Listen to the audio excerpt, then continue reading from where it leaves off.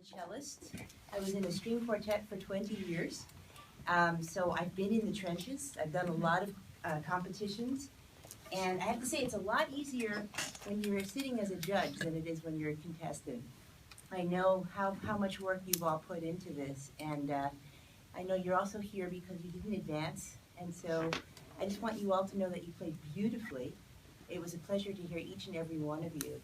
And unfortunately, these selection processes work, in a way where not everybody gets a chance to go on. I'm happy to answer questions today, and I think we're on a very tight schedule here, so we're going to try to give equal time to every group. There are 4 of you. Can you just raise your hands? I'm assuming groups are sitting together, right? So I recognize you guys, and you guys. Are you sort of in a stripe there? Okay. Good, and there should be one more. Oh, okay, you guys are just you're holding out on me.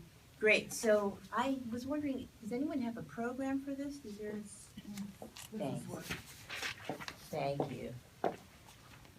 The jurors are constantly in meetings. I was just in one now, and then we get delivered everywhere, so it's usually in the nick of time.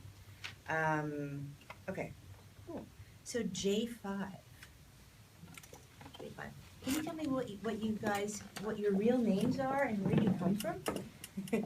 Come on up and take your seats and you can talk to us. Okay. So, let's see. Let's start with the violins. What's your name? Evelyn. Ryan. Evelyn and Ryan. Noah? Sophia. Okay. Raymond. Great. Nice to meet you guys. So I enjoyed your performance a lot. And I was wondering, since we have this little bit of time, is there something in particular that you'd like to work on today? Based either on your performance yesterday or on things you've been working on in rehearsals? I could help you with. Yeah, I know you're still processing everything, right? It's kind of like a shock. It's the first thing in the morning, and here's this stranger talking to you about your program. Let's see. What do you have open there?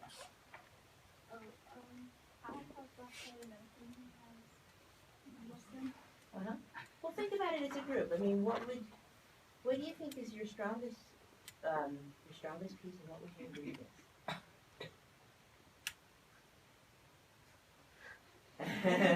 We all have strengths and weaknesses. That's part of this whole process, right? While they think about the answer to that, I just want to say that in doing competitions with my group, I was in the Lark Quartet. We did 6 competitions in 2 years. And a lot of people said, oh, that's crazy. What are you guys doing? It was actually really wonderful because it helped us to forge an identity and to figure out our communication skills and to really dwell on our weaknesses. So that's all a part of this. Did you come to a consensus? I think the Rebel Quartet. Yeah, great. Okay. I was kind of hoping you'd say. Here, why don't I give you these 2 scores back for now? Great. Okay, so is there an aspect of this that you would like to talk about in particular? Maybe the sound quality. Sound quality, yeah. What is it about Ravel that's so different in terms of sound from Beethoven, let's say? We all understand it on some level, but if you had to articulate it, what would you say? If you get some ideas from the audience and some of the other performers. What is it about Ravel? If you had to perform Ravel, what would you be interested in conveying in the sound? Colors. Colors, yeah, very colorful composer. And what do we do? I mean, string instrument colors. What are you talking about? How do you deal with that? Somebody over there in that group. How do you change colors? Articulation is a part of color for sure. Yeah. What about left hand and right hand? How can you support color change emphasizing one hand or the other? What did you guys do? Yeah, Sophia. Vibrato. Vibrato, right. So in Ravel, one of the things I listen for and one of the things I try to do, I just played Ravel last weekend, I did the trio. Right away I go to my left hand and think of a shimmering vibrato, something where I can really create intensity through the left hand. And one of my teachers was Bernard Greenhouse, a wonderful cellist, and he did everything from the left hand. He said the bow moves from the left hand, moves down bow from the left hand, moves up bow from the left hand. A glissando starts with a vibrato. It was a kind of a beautiful concept, and it also requires that you feel very limber and very loose, which is not so easy when you're in the middle of a stage being judged by a panel in a competition. So anyway, let's try a little bit of left-hand leadership, and just play the opening of the piece, and then we'll explore some other elements of color. Okay? I'm going to just grab a clock.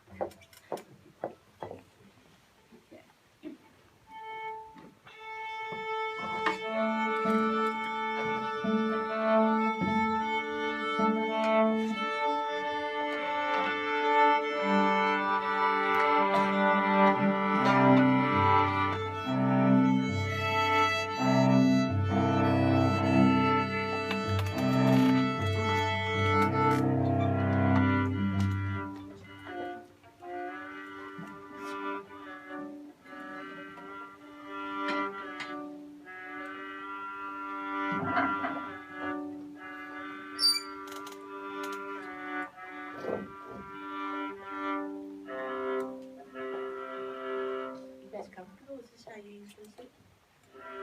Yeah? Kind of a little dim in here. So I don't know how you can see your music, but I assume it's pretty memorized by now. Okay. So introduce us to color.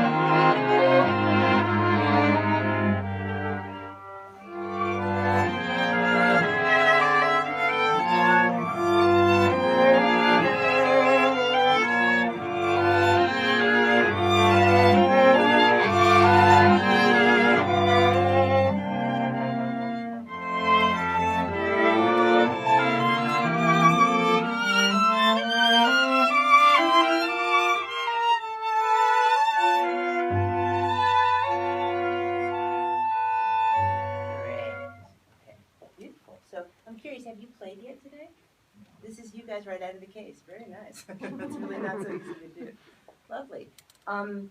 So we're really lucky here because you all have very beautiful vibratos. And one of the things I enjoyed most about your performance, sorry, I'm standing behind you. One of the things I enjoyed most was the way you breathe, and you allowed the music to breathe, and you can feel where a phrase really has a peak and where it relaxes at the end. I think you do that really, really well. Ravel asks for something dynamically, which I think is a great color opportunity, and I think you guys could do more. He starts with piano, there's a hairpin for 4 bars, and in the 4th bar it comes back down, and then what does he ask for? Say, pianissimo, yeah. And I think a Ravel pianissimo can be a magnificent moment. You can captivate the audience right away from the beginning of the piece with that. So if you know in bar 5 you're already going to pull off a beautiful, magical pianissimo, what does that tell you about your initial dynamic? What kind of clues can you take from that? He says start piano, right? So what might you do? So, yeah, good. Keep going with that thought. Start out a little fuller. Yeah, start out a little fuller. And I think you are doing that, but it's kind of hard for us to know that. And I think when we perform, we really have to exaggerate. I don't mean now play forte by any means, but a rich, round piano that develops and then really go to something that's almost not there. Can we try that? Again, leading from the left hand.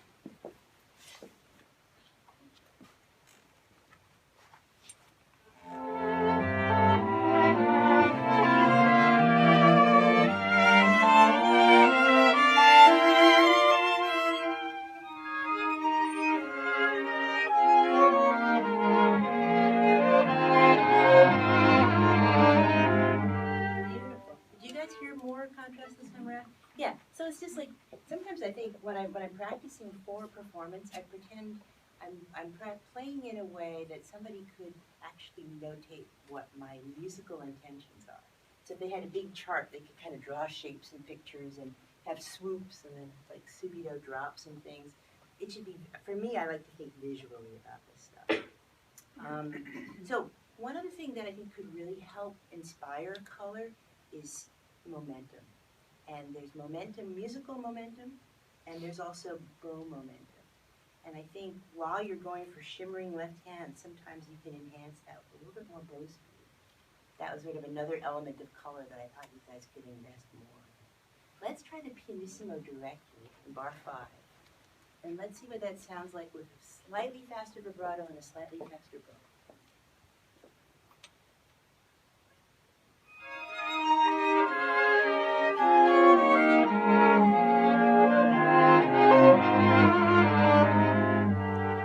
Okay, so dangerous thing, right? You change one little element in your sound and something else is going to go. By adding speed, we're risking getting louder, right? So what can you do to compensate for that? A little less pressure, good. And what else? What else? Somebody else in the group. What else goes with a little less pressure and bow speed? What's that third component of sound? We have weight. We're not supposed to use the word pressure, right? So we have weight, speed, and what's the third component? Placement. Yeah, what can you do with the placement to enhance the color possibilities? Maybe putting more towards the finger. Yeah, let's try that. Let's just, we're not supposed to play over the fingerboard, right? We're all taught really well not to do that. Let's do it. Okay, right on bar 5. Get the vibratos going before the bow. So everybody should be vibrating like mad right now. Okay.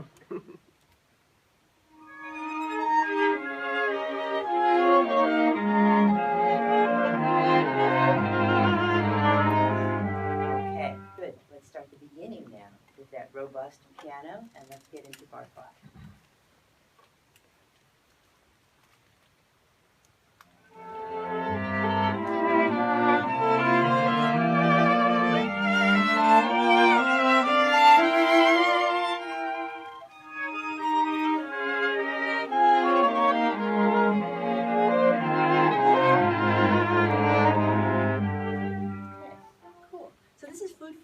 For the next time around when you play this, okay?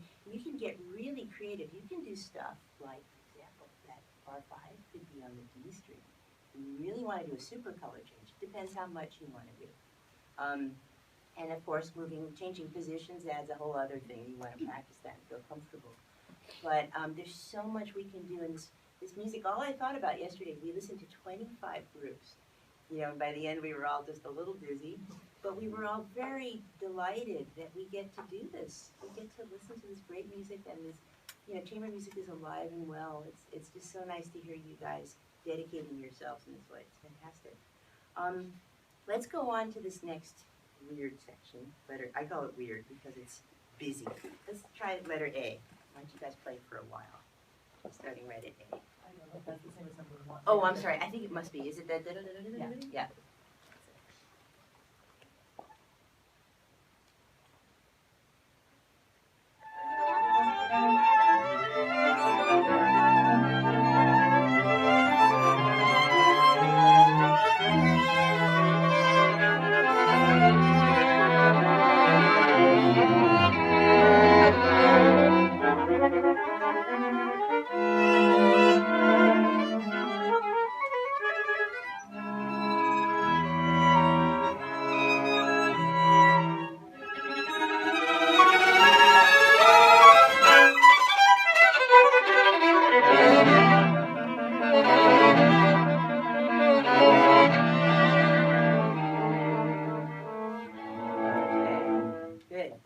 It's so nicely rehearsed. It's beautifully together.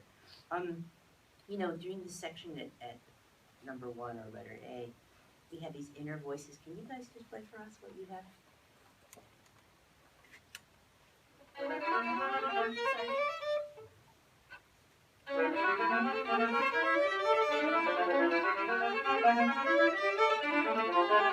Okay, good. So I know that's together when it counts. one of the things about color is it can actually be a mixing of textures, right? So we've got second violin is doing slurred 16th notes, and the viola is agitating. I always call those agitation figures. Things are uneasy and anxious, perhaps, right? So we don't actually want to hear chugga chugga chugga chugga. We want to get the sense of like you're stirring up trouble. Okay, could you play, both of you play a little softer and let these textures mix more?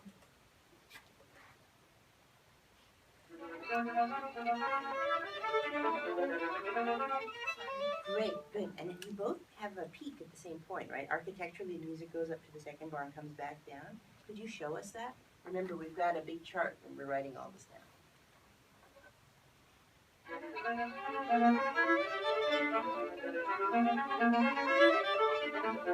Good. Okay. So isn't it nice to have somebody come in and mess up your ensemble? But one of the things I think this also involves rhythm, because color isn't just, okay, now we're going to sound really cool and we're going to do sound points and weight and stuff. It's also direction. And it's that momentum, that musical momentum that I was talking about. See, right now you guys have slightly different momentum. So instead of 4 beats, I would just hear 1, and then 1 up here, and down here again. Let's see if we can do more with less. Whoops. Don't do that. One more time.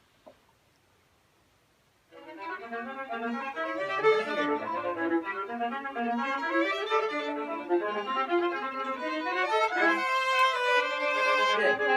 Yeah, good. And then there are these cool moments where each of you sort of breaks out of the texture and emerges. And in string quartet playing, that's one of the hardest things. It's like you go from being kind of an auxiliary part, right? You're creating whatever you are creating, and suddenly you're the thing. And that moment has to be, I think all of you need to be ready for that a little sooner. You have to anticipate the vibrato you're going to need, the arm weight you're going to need, even turning out so the audience gets to experience the score coming to life more. You're all doing it. It's just not exaggerated enough. Okay, let's start back at number 1. And let's see if you can each really rise to the moment when you have to play your special part.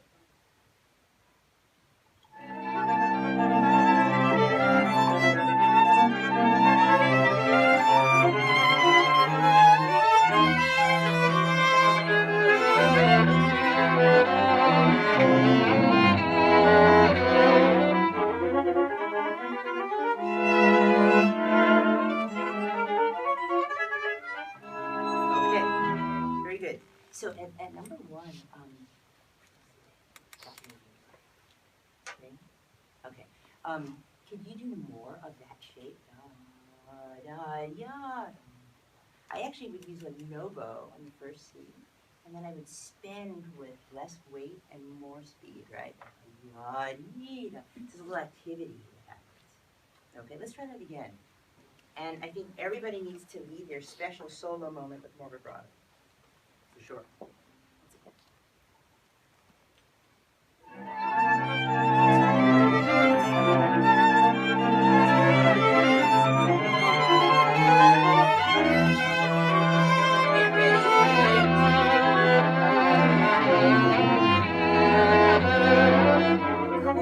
And now we just have to drop it all back under to where it was dynamic. One more time.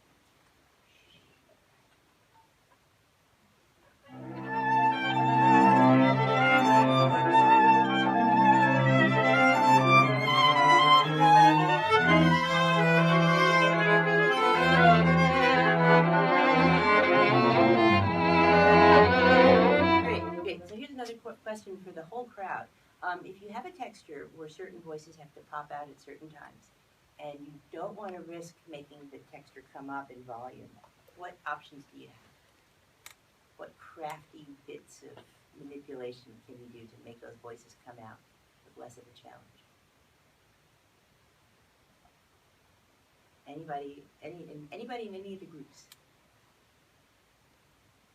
Is it kind of a weird question? Yeah. Bow speed? Bow speed? Yeah. Everyone else gets quiet. Yeah, that's the answer I was looking for. I mean, you're both kind of right. But I mean, you know, as the person asking the question, I was thinking about what you can do with the environment in which that special voice has to be highlighted. And you can drop the level of intensity all around that voice. That's what you guys are not doing right now. Okay? So you're doing the bows stuff that I asked you to do, but you're kind of contributing a lot of sound. Be careful. Just that very 4-1. Okay, let's try that again. Continue.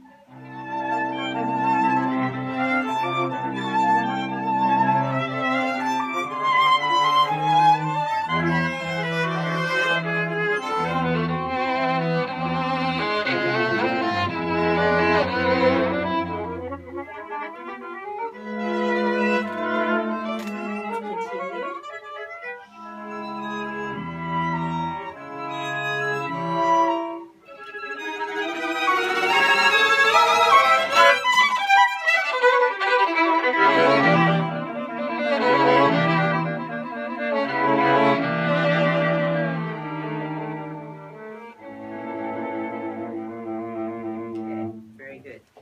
Last little thing I want to talk about, I'm not quite sure how much time we have, but we just arrived at letter C according to the score. You guys have a number 3?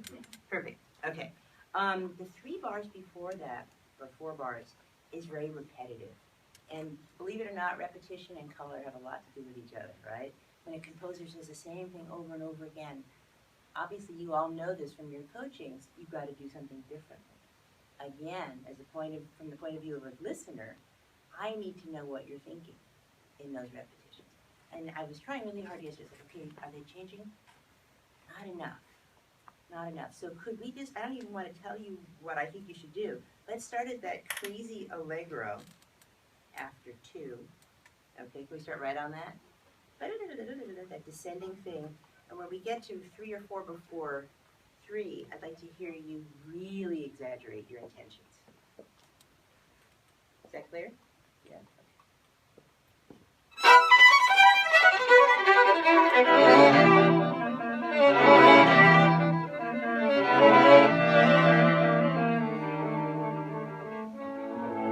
Okay. I heard the last one for sure. That was really clear.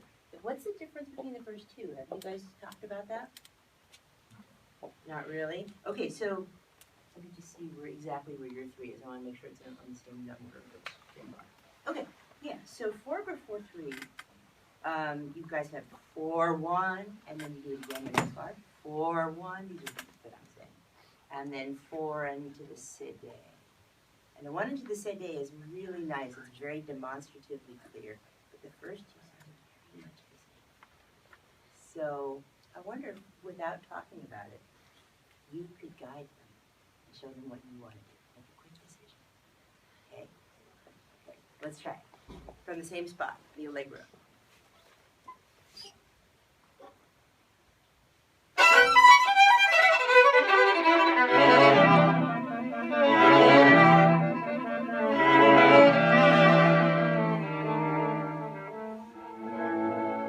Nice. Well, it was interesting that you had a really specific job because you really took the bull by the horns. You know, you were like, here, we're going to do this, everybody. And that's how you all have to play at all times. It's like you're on constant alert. So, did they respond enough? It was sort of last minute notice, right? How did it go? Okay. I thought it was pretty good. You also did something else. I don't know if anyone noticed. What else did you do? In addition to playing a little bit more intensely on the second one, right? What contributed to that? What gave it the sense? She moved physically, and the music moved with her, right? It wasn't just a louder version, but it was like more urgent. And I think urgency plays a big part in phrasing. You have to think, is this phrase on fire, or is it recovering from something? Okay, and those are the extremes I would go to make sure that your phrasing and your musicianship is really directed. Because coaches can tell you lots and lots of stuff, but it's you guys in rehearsal who have to bring it to the next place.